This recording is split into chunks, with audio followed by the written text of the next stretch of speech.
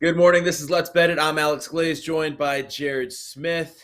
Jared, how are we feeling today? It's a Sunday. Not a whole lot of action. Well, we got some hockey later on. We got some tennis we're going to talk about. How are we feeling on this Sunday morning? Feeling good. Dog's in a good mood, hanging out right now, chewing on a bone in his crate, being a good boy. Yesterday, the weather here on the East Coast has been fantastic this weekend. I think this feels like the first weekend of summer. I know Memorial Day is supposed to be, but let's be honest, the weather Memorial Day through now, at least in this part of the country, has been pretty spring, almost fall like. It feels like summer now, which means baseball full swing. And yes, you mentioned tennis. I'll be honest, there's not a lot of tennis events I get excited about. This is one of them. In fact, there's two. Wimbledon and the US Open, I think, are the two that I get really stoked about. And I'm excited to hear our buddy Ricky. Ricky Dimon does a great job editing the website. I correspond with him all the time for the articles that I get up there posted. And now he gets a chance to show us what he's got on the air because his tennis picks have been pretty good in written form. And we'll talk to him a little later today. Yeah, definitely looking forward to that. You mentioned summer just started. I want to ask you a question here. What are your thoughts on my watch tan? I want you to look at this thing. Oh, look man. at this bad Oh, boy. bro. It's already That in full is swing. light.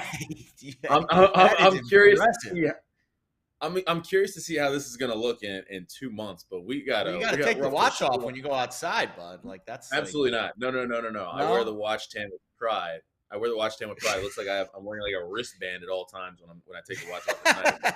Yeah, you could get into the cool. club. Just take the watch off and just show them your wrist. Be like, yeah, I got the wristband on. I'm good. Exactly. Yeah, I'm here. The goal, is to have a glove tan. I really want a glove tan by the end of this summer. But that'll take a lot of work out on the range. You can do it though. I have faith in you. Yeah. We'll see. All right. Before we get into today's show, make sure you subscribe to the Pickswise YouTube channel and download the Pickswise app, available in the Apple App Store and in Google Play.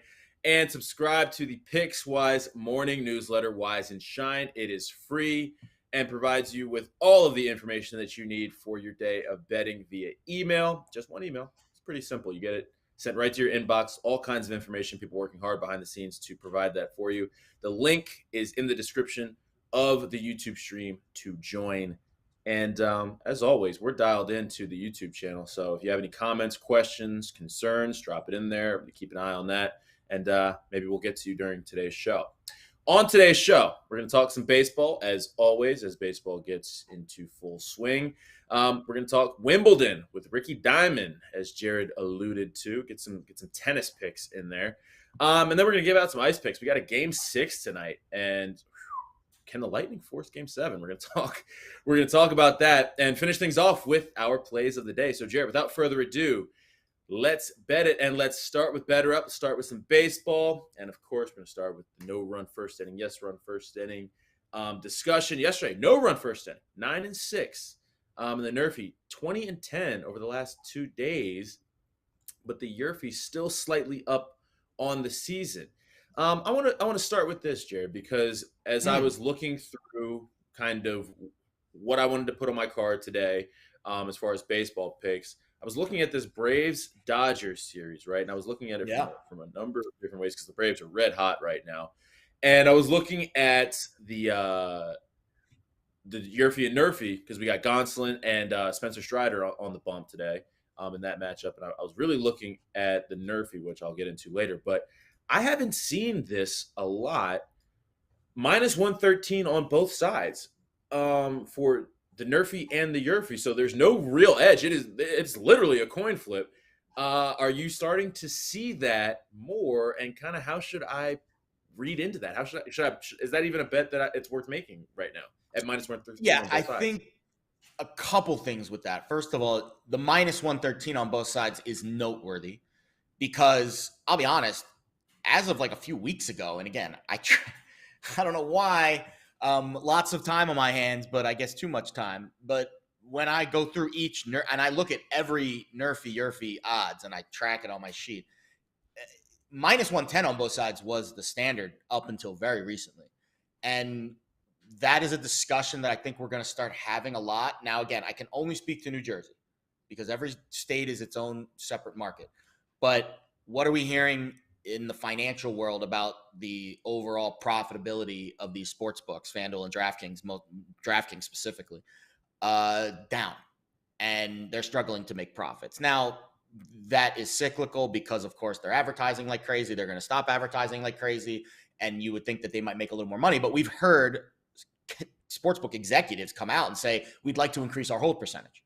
Well, how do you increase the hold percentage? You raise taxes, right? Well, that raising taxes would be going from minus 110 on both sides to minus 113 on both sides. Not a significant move, but noteworthy, because now we have another variable to determine if these bets are profitable long-term with the increased VIG. In this particular case, LAD ATL, I actually do see some value to the NRFI. Gonsolin and Strider have been pretty solid this year, so I'm sure that's what you looked at when you picked this bet. But the noteworthy part is the fact that it's now minus 113 on both sides. So not quite the standard 10-cent VIG that we are used to. And certain derivatives might not be. That's how the prop market can be sometimes. Yeah, and because we've obviously seen, the YRFI at plus money for the majority of this season. So how do you see this kind of playing out long term? Do you think we're going to see more of these minus 113 on both sides? Do you think we're going to see those taxes, as you mentioned, on these bets that are very popular? Yes, I do think the prop market and the derivative market, which is the first inning, is a derivative of the full game total. Yes, I do think we are going to see increased taxes on those at these, big box sports books like a Walmart and a Target, like DraftKings and FanDuel. Now, that might not be the case for all of the sports books. That is why shopping these lines is key. For example, I am betting 2 NRFIs today that are minus 110, minus 120, but at FanDuel and DraftKings, which is not the sports book that I bet them at, they're minus 130, minus 140. So the shopping element, and that is the evolution of a gambler. When I first started betting 15, 20 years ago, I didn't care what the price was. I just wanted action. Then as you start to evolve, and when you get older, you care more about money, right? You want to be more frugal at certain times, especially in this economy. You become more price sensitive. And I think that's what I'm trying to express on this show on a daily basis. The price sensitivity is how you take a 5% ROI long-term and turn it into a 7%.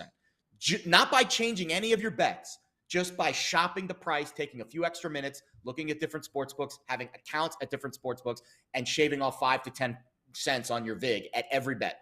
That is how you elongate your betting life, by not giving too much money away to the VIG. So I always recommend price shopping. And I do think there is a value to betting a minus money NRFI, which I'm doing twice today, but it has to be a plus EV bet. And I will explain more about that when I get into my NRFIs. But yeah, I'll be honest, at minus 113, I do see some value here. I'll pump it in the computer right now. Minus 113, I see about 24% EV, plus EV on a NRFI bet in LAD ATL, just based off of the NRFI rates of each pitcher.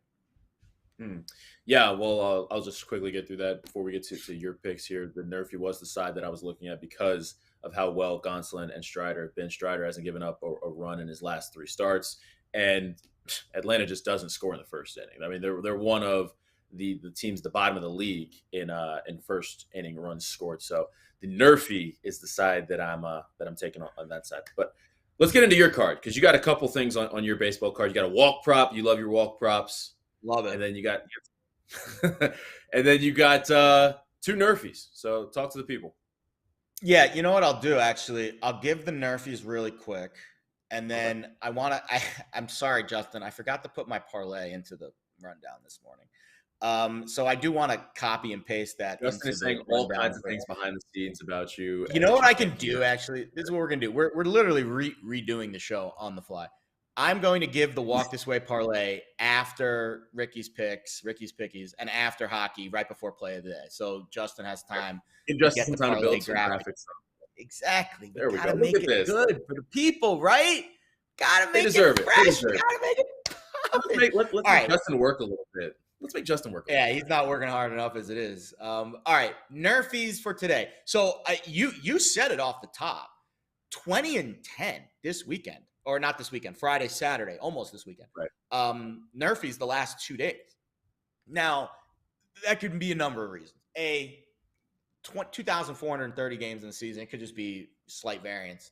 But dog days of summer are approaching. We're getting to that time where scoring was down early in the year, cold weather, bad balls, then scoring peaked, and now it's coming back down a little bit. That's the baseball ebb and flow. It's not a sprint straight through. It is a marathon. You're going to see ebbs and flows. So I'm not going to fight the current here. I'm going to go with the NRFIs today. And there's two I found that I really like.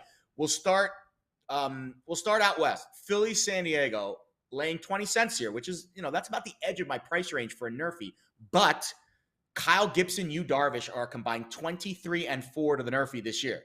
So when you multiply those two percentages together, you get about a 71% NRFI rate.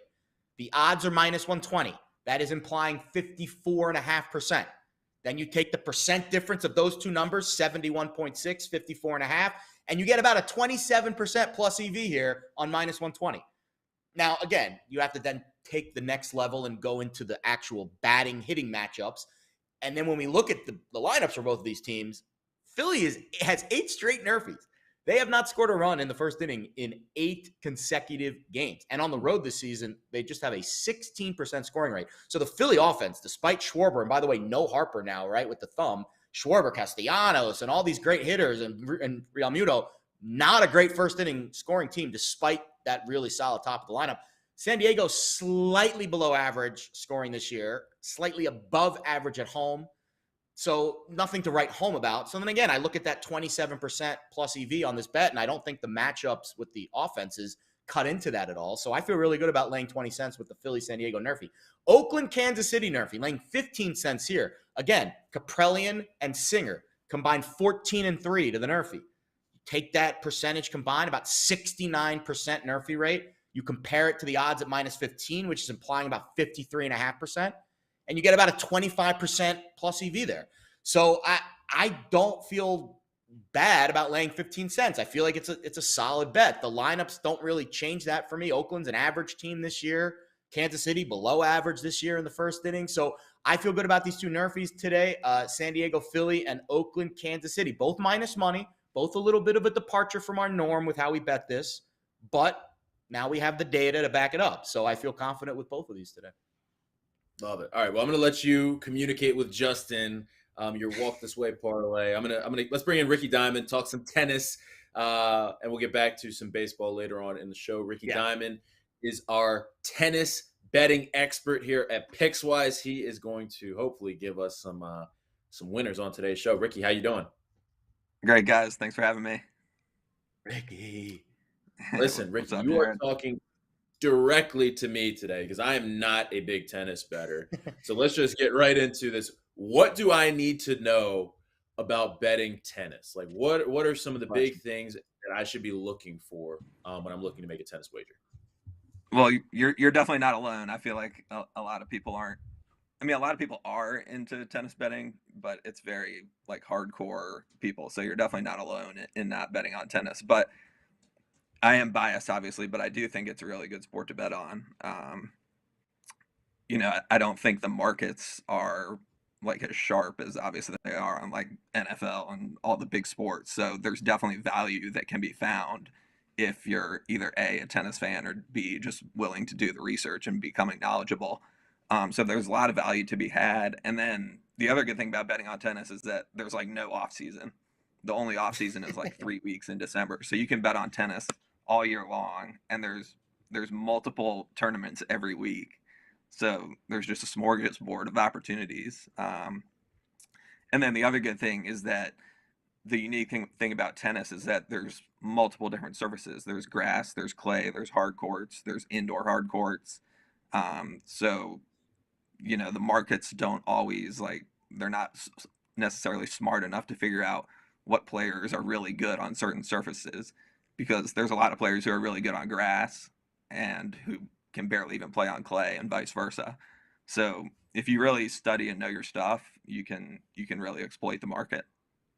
And that to me is the key, Ricky, because there's a lot of, ping pong became popular during the pandemic. KBO, there's no limit to the amount of sports that there are to bet on. The question is, where is the most value? Where can we make the most money? And the reason why tennis has always been intriguing to me, just similar to golf, it's one person.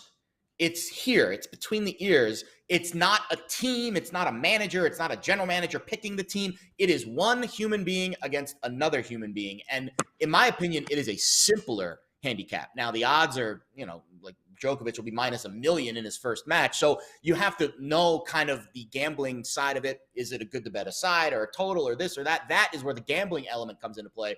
But the actual handicapping of the match, in my opinion, is much simpler than any other team sport out there. Do you agree with that?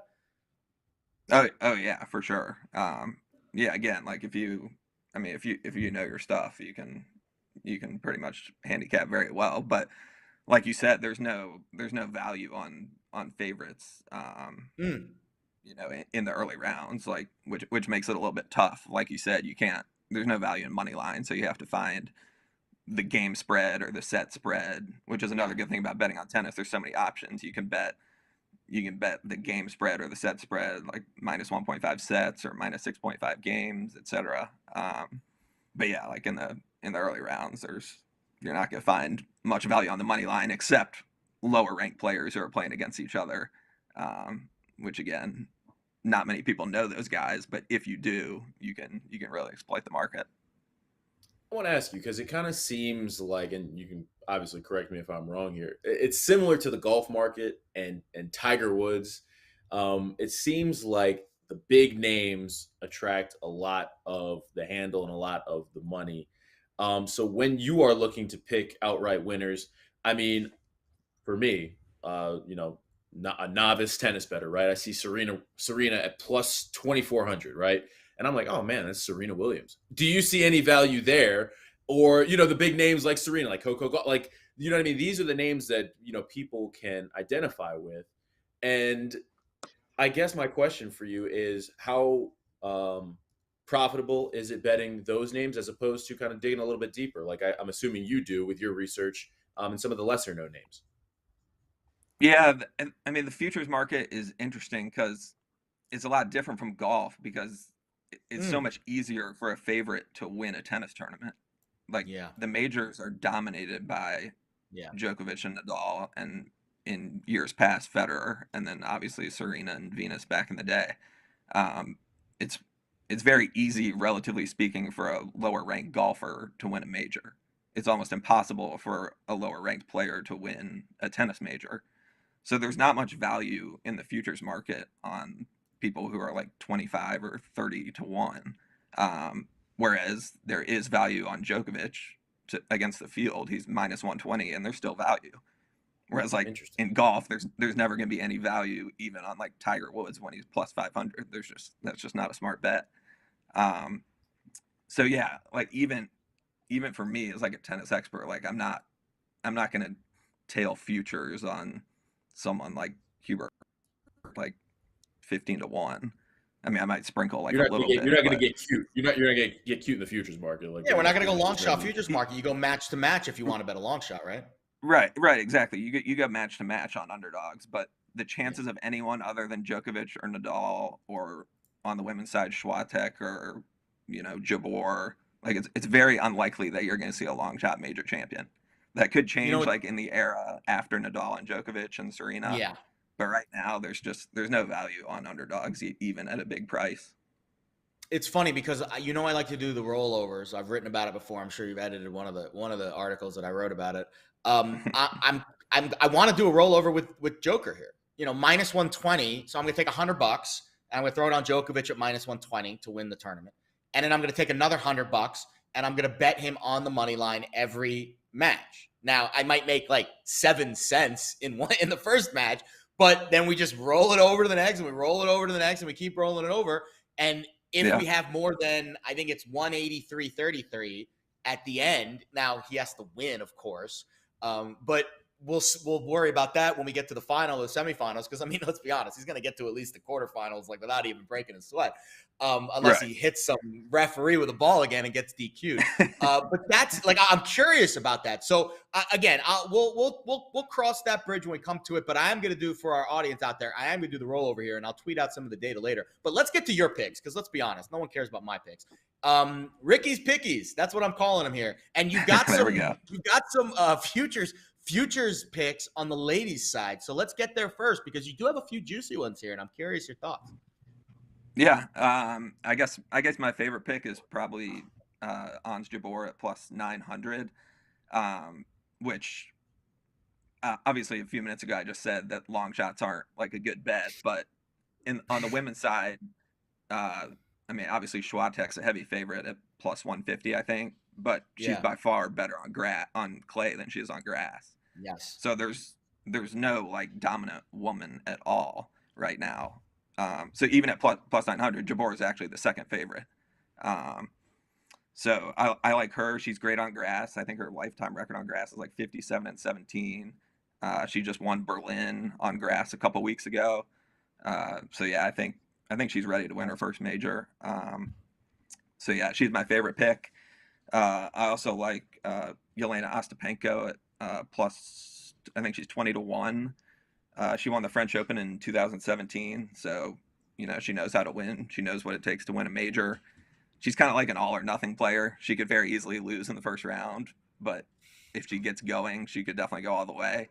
And that's the kind of player who's not bad to bet on in the futures market. So I'm willing to take a flyer on her. And then I'm staying on the Coco Gauff bandwagon. I had her at 20-1 to win the French. That came within one match of hitting, but she ran into Swiatek, who's close to unbeatable on that surface. So there's no one unbeatable at all on grass. So I would not be surprised if Coco wins her first major, and 20-1 is definitely a good price. Love that. Also, one more thing about Coco. She's played Wimbledon twice, when she was 15 years old and 17 years old, and she made the fourth round both times. And now she's 18, which can make a pretty big difference. So there's no reason why she can't win it all. I like it. Before we get you out of here, Ricky, can you just take us through your process and how you arrive at the bets you end up making? Because we talked about obviously things that you're looking at, but at what point do you decide this is a good bet for me to make? Yeah, that's a good question. I mean, like I said, I pour over the market, and in tennis, there's so many different options, as I mentioned earlier. But in the early rounds, I really focus on, like I was telling you all earlier, the set spread and the game spread. I don't love over unders as much in the early rounds, just because they're a little bit more of a crapshoot, and there's so many. There's 128 matches in the first round across the men's and women's side. So you can find so much value in either like a game spread or a set spread. And then as the tournament goes on, that's when I kind of target over unders. If there's going to be more than like 40.5 games in a match, or over under 3.5 or 4.5 sets. So yeah, in the early rounds, I'm focusing on set spreads and game spreads. And like I said, in the case of Wimbledon, I'm really just focusing on players who have big serves and are good on grass,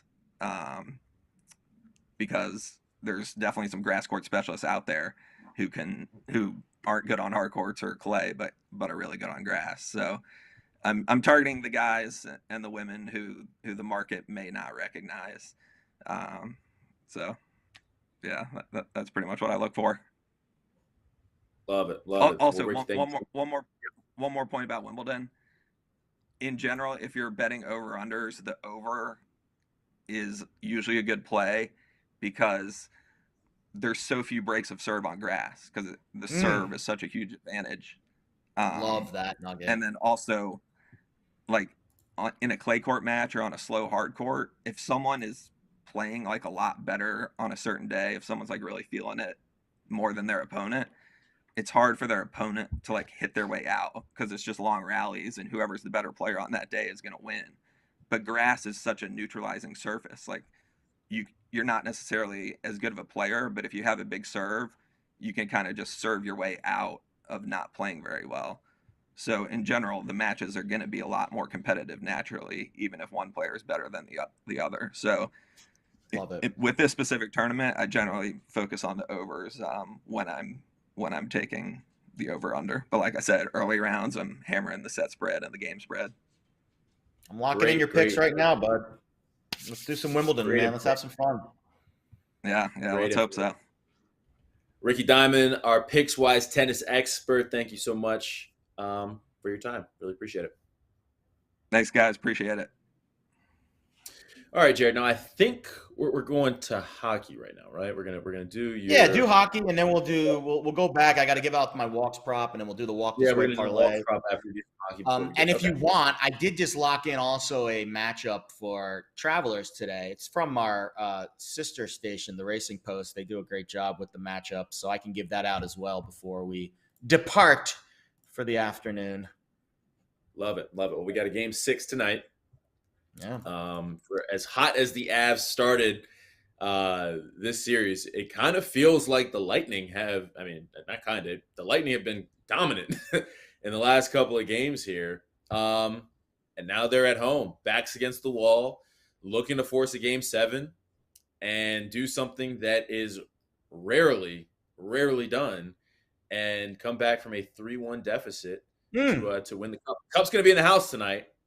So what is your play? I'm gonna give out my hockey play later because that is my play of the day. So what is a play? And I know you have a play on this game. It's also your play of the day. But what is another play that you're looking at in this game here? I mean, it's kind of a correlated move, and I think you could really, you know how I feel about the plays of the day. Like, we give out a bunch of plays on the show. The hardest thing I do on a daily basis is try to distinguish of all the picks I give, which is the best of all of them. Usually I err on the side of our guest. In this case, our guest today was giving out a futures bet, so it's really not a play of the day. So I will take the responsibility and put that weight on my shoulders and try to get you guys a play of the day. But to that end, to me, this is an under vibe kind of game. So what have we seen so far in this series? We've seen 3 straight overs, games 1, 2, and 3, followed by 2 consecutive unders. And to me, it feels like in each game of the series, as expected in a Stanley Cup final, especially with 2 really good teams, the intensity level has been raised. The ice has looked a little bit worse in Tampa, and the skating has been a little bit, let's call it muddier, as the series has gone on. So now we play another game on a travel day, and I'll get to this a little bit during my play of the day, but we've had now 3 consecutive days of travel. Game 4 in Tampa, Game 5 in Denver, now Game 6 back in Tampa with just 1 day off in between. Also, the under trends are starting to percolate in the first period as well. Tampa Bay in this postseason, 13-8-1. First period unders, netting almost 6 units. Colorado, as you would expect, slightly under 500 in first period unders, but on the road, they're over 500, 4-3-2, netting a unit in their first period under. So to me, at plus money over at the Westgate, plus 105, I'm willing to put a half a unit sprinkle on the first period under 1.5. And if you want to take it a step further, I saw plus 120 for no score in the first 10. Much flukier bet, smaller sample size. One fluky shot could ruin it, but you're getting a better price. I feel like this game is going to be tight. It is game 6 of a Cup final. I'm sure Rado is tight. Tampa Bay likes to play in that phone booth.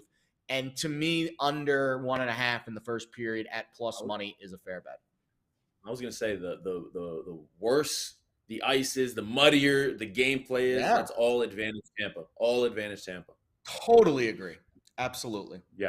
Absolutely. And we're going to get to that later on. But before we get to the plays of the day, walk us through the walk this way parlay.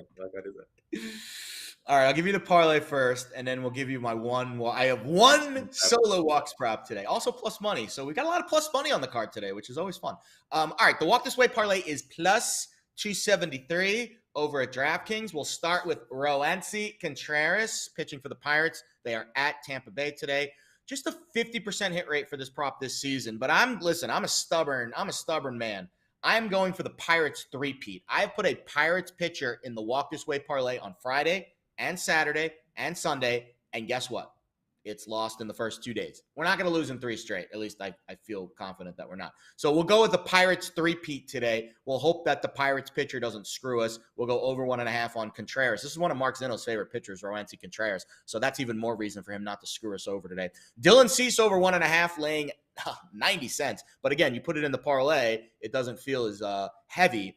So I love these numbers because for the most part, they're static. 1.5 is kind of the flat, unless you get the really extreme walk pitchers like Dylan Cease, who's walking over 4 batters per 9 this year.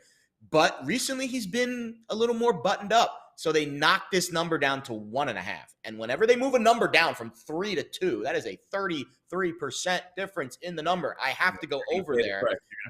Exactly. So I'll take the chance that Cease, who's facing the Orioles today, and you could comment more about Baltimore, below average walk rate. But again, when they move that number down, I feel like I'm getting some value to the over. So I'll take a chance at over 1.5 minus 190. And then speaking of moving numbers, James Kaprelian is at 2.5. His number was a flat 1.5 for most of the year, but he had a 6-walk game a couple starts ago. He walked 2 batters in his last start.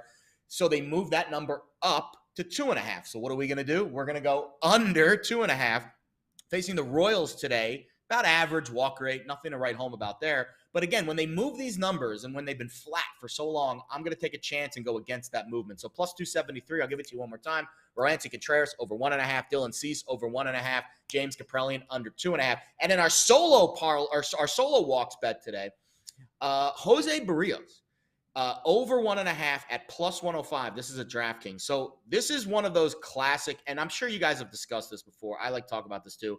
Do you go with the trend or do you go against the trend? That is always the tough choice to make. Is the trend your friend? Is the trend not your friend? We're going against the trend here, and I'll explain my reasoning.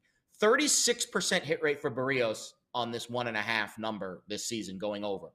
38% if you include last season. 45 starts, he's gone over in 17 of them. So why are we betting the over? Well, he's hit the under in 3 consecutive starts.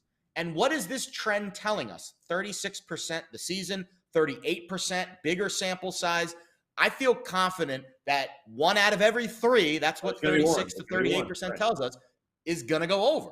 So he's gone under in 3 straight. That means he is now past that 1 out of every 3 trend. I feel like the positive regression train will start to take over, and he's due for an over. I know that's a terrible reasoning. He's due. But when I look at these trends, and they've been pretty predictive over time, 36 to 38%, we're going to get it over with Barrios at some point. So now we look at the lineup that he's facing, and we try to complete the puzzle. Well, the Brewers, above average walk rate against righties this year, second highest walk rate in the last 7 days at over 12%. So again, you look at the trend, we're going against the bigger picture trend, but when you look at what he's done over the last 3 starts, he's due for an over. And maybe it comes today plus 105. That's why we're getting plus money on this bet, and I will take a chance. Barrios over 1.5 walks. Barrios, our guy today. Love Do it, baby. All right, let's get into plays of the day. We got any 3-star plays up on the site? Oh, yes, we do. We obviously just talked to Ricky. He's got a couple of plays for the Wimbledon on the site. But also, if you're interested in the MLS, we haven't talked a lot of MLS this year. Maybe that'll change this summer. But we do have a Luke Lindholm, who's a very good soccer handicapper. He's got an under bet in the NYFC Union game. So I won't give away the farm too much. Go check it out. But it's a total. It's an under. And it's in the NYCFC Philadelphia Union match. Starts at 6 o'clock Eastern time today. Are you a NYCFC guy or are you a Red Bull guy? Like, I'll be honest, I'm not an MLS supporter. Not an MLS guy. All right. Yeah, but I'm a Yankees fan. So okay. I guess by default, I root for NYCFC because they play at Yankee Stadium. It's actually funny, fun fact, because most of the time, Yankees fans are Giants fans and Mets fans are Jets fans. The reason for that is kind of similar to this. The Jets used to play at Shea Stadium. and the Giants used to play at Yankee Stadium. So it was like a package deal with those two franchises. That's why. Now, I'm weird. I like the Yankees and the Jets, but that's because my family's, went I to was gonna Jets say games. I have a lot of friends. I don't know any Mets fans. I don't have any friends that are Mets fans, but I have a lot of Yankees fans, friends that are Yankees fans that are also Jets fans. And then I mean, obviously I have there's Yankees, exceptions Giants, to like, every rule, but for the most part, at least back in the day. Now, again, the generational gap has changed because now they play different stadiums now. But in the 50s and 60s, they played at the same stadium. So you had a lot of our parents, like for example, my dad, Yankees, Giants. My best friend's dad, Jets, Mets. So like, I think the generational gap skews everything, right? But back in the day, that was what they rooted for. So I guess, yeah, NYCFC to give the Yankees support. Why not? Why not? We have a comment in the chat here. Play of the day. Orioles money line. Stop. Interesting. The Orioles have been. Hold on. The Orioles have been like. You're right. Sneaky, You're right. Like, are they good? Like, I'm not ready. I'm not ready to talk about that yet. But are the Orioles good? Like, well, it's funny you mentioned that because I had a buddy that asked me like, who's the most profitable team this year? Because the record, your win-loss record, is meaningless. The Orioles run line because it's all about the odds associated with it. The Orioles, they're underdogs every night. I'm going to look it up right now. Hold on. Now you've got me curious. This person has me curious. So the Orioles, this is exactly why gambling is the best. The Orioles are an under 500 team this year. They're 34-39, but they're up 8 units if you just bet the every money line. If you bet them every money line of 8 units, if you bet every money line, you'd lose more than you'd win, 34-39, but you're up 8 units on the season. Well, maybe the chat's onto something there. What's your play though? Smart, man. Chat's on it. Well, give us your play of the day.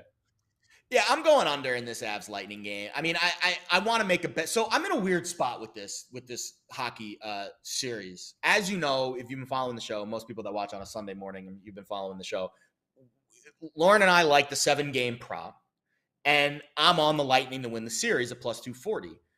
So I don't really need to bet the side in this game unless I want to bet Colorado, and which would be a hedge of my action. Because if the Lightning win, I've got the 7-game bet, which will cash, and then we'll have the Lightning series bet, which will carry into Game 7, and then we can figure out what we want to do with that in Game 7. But I kind of already have exposure to the Lightning in this game, so I don't feel inclined to bet the side. But the total pops to me. Again, we talked about it in the last segment. 3 straight overs followed by 2 straight unders, and this is the 5th consecutive game playing every other day. They had 2 days off between game 1 and 2. Since then, it's been game day, off day, and 3rd consecutive travel day. Game 4 in Tampa, game 5 in Colorado, game 6 now back in Tampa. So heavier legs, bad ice down south where it's 100 degrees in Tampa. And to me, at 6, I need 7 goals in this game to lose. I'll take the money back on the push. Mark's talked about this before. I agree with him. I don't mind pushes, especially when I'm giving out plays of the day because it's not a loss. And 15 cents at DraftKings, to me, that's a fair price. I'm seeing 25 cents, most of the market. And I see a 5.5 at FanDuel. So under 6, minus 115 at DraftKings. We'll hope for a tight game tonight. Let's call it 3-2 Lightning. I'll take it. Maybe, right? I'll take it. Because that kind of goes with my play of the day, which is Lightning money line. I was a little late to the pull on this one, though, because it was even money. I got it at minus 105. But listen, I've been really impressed with this Lightning defense. All we heard going into this series, right? We heard about Vasilevsky, right? We knew this Avs offense. The Lightning haven't seen anything like this Avs offense. And then they came out, and after giving up 7 goals in game 2, the Lightning defense has only allowed 7 goals in the last 3 games combined. They really kind of shut the door on this Avs offense. And aside from the Avs power play, that offense has not looked good. I mean, you tell me if I'm wrong. This does not look like the Avs offense that we've seen all shaky. And I think that I'm tight. They see the light at the end of the tunnel, and they're like, they're gripping that stick a little tighter. Listen, I'm looking at that. I'm looking at how dominant Tampa's been at home in these playoffs. Their backs against the wall, season on the line. The Cup's in the house, right? The Cup's in the house tonight. Love it. The Lightning had the advantage with Vasilevsky between the pipes, and offensively, they're firing and outscoring the Avs 9-4 at even strength over the last 3 games here. So I'm going with the Lightning on the money line here, and I'm liking them to force a Game 7. I couldn't love the Lightning more tonight. So, which is probably bad. But I could not love the Lightning more. Anything could happen. It's the Cup. Let's hope for a good game. I think, listen, we've had 3 since that Game 2 blowout. We have had 3 fantastic games. I know the 6-2 game, where Tampa came back and won was, not like a good game. But after Game 2 getting blasted, for them to come back and win, I thought was pretty. I mean, this has been a fantastic series. We've had 2 games go to overtime. I mean, what else can you add? This series deserves 7. It deserves a 7th game, and I'm with you. I hope it plays out that way tonight. 3-2 Lightning in overtime. Why not? You forget. Well, people might. I mean, with how our minds work and how much information we consume on a regular basis. Remember how Game 5 ended?